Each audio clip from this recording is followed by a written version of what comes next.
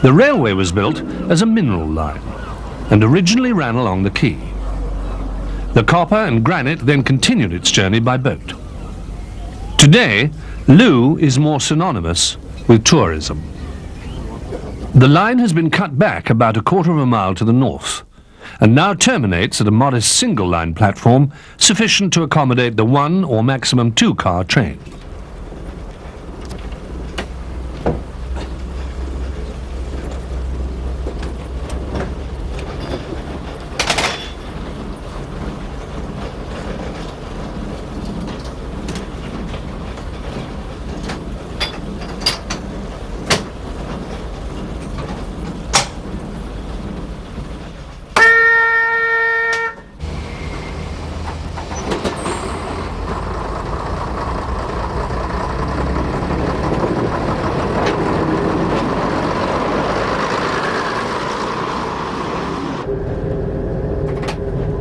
Opposite the station, the river splits into 2 separate halves, the West Looe River and the East Looe River. The railway follows the course of the picturesque East Looe River for 7 miles to Combe Junction, where we make an unusual change of direction.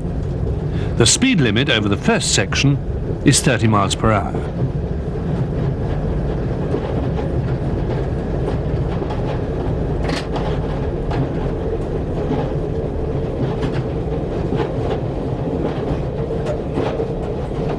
The railway's origins lie in the mining district of Caradon, to the north of Liskeard. The Liskeard and Caradon Railway was opened in 1844 to connect the copper mines with the Liskeard and Looe Union Canal at Moorswater. 2 years later, the horsework line was extended to Cheese Ring quarries via an inclined plane at Gonomina. In order to accommodate this extra traffic, the canal company decided to replace the canal with the Liskeard and Looe Railway. It opened from Moorswater to Looe Quay in December 1860. By 1862, the Liskeard and Caradon took it over and started running locomotives. Passenger services between Looe and Moorswater began in 1879.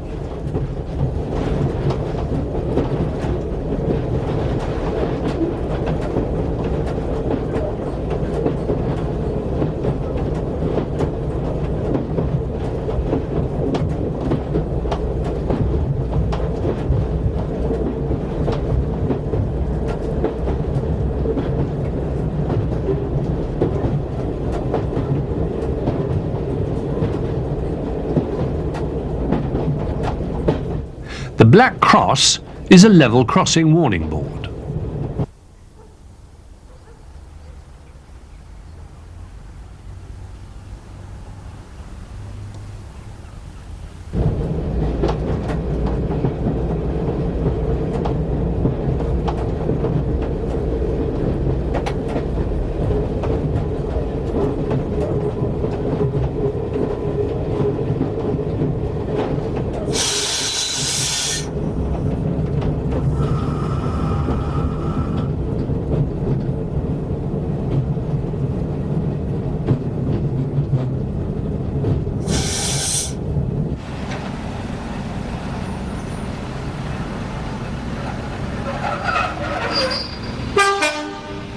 This is terrace level crossing.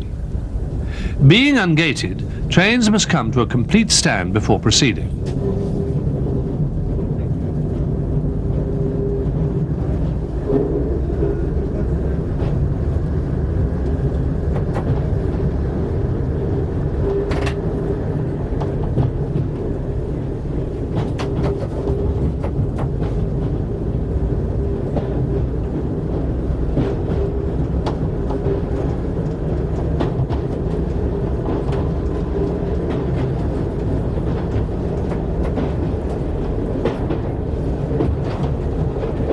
In 1882, the northern part of the line was extended to Tercanbury. Running to the east of Caradon Hill and rejoining the original Cheese Ring line, it enabled the Gonomina incline to be closed. With a further extension to Kilmar Quarry, altogether this self-contained standard gauge network amounted to some 21 route miles.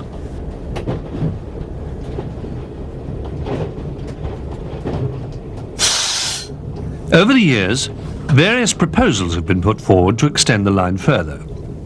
One was to cross Bodmin Moor to Launceston and join up with the LSWR. And there was another, years later, for a direct line from Looe to St Germans. With the general decline in mining, which affected all parts of the county towards the end of the 19th century, much of the railway became unviable, and the lines north of Moorswater were abandoned at the year-end 1916.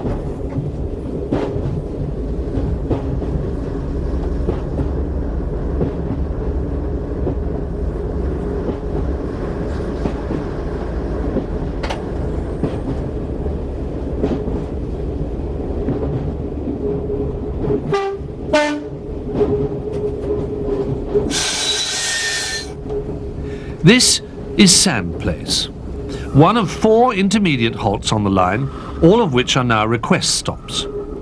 The small halt was sufficiently important at one time to boast its own goods siding. Some of the trains are shown in the timetable as non-stop, but in practice it's unlikely that the driver wouldn't stop for an intending passenger anyway. Today's service frequency of around 10 trains a day has never been bettered.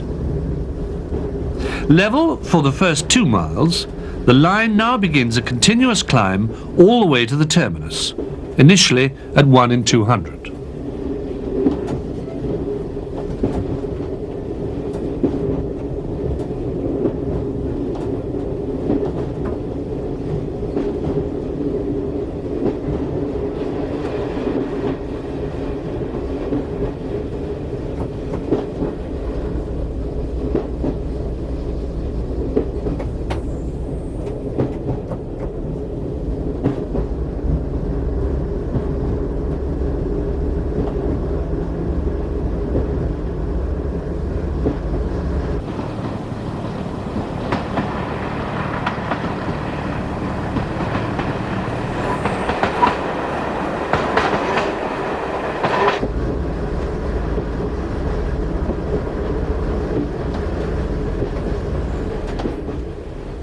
The steep-sided valley has remained delightfully untouched by modern development, influenced in no small part by the lack of major roads.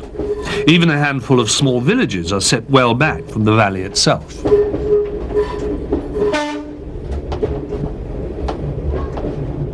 This is Cawsland Halt, approximately halfway between Looe and Coombe Junction.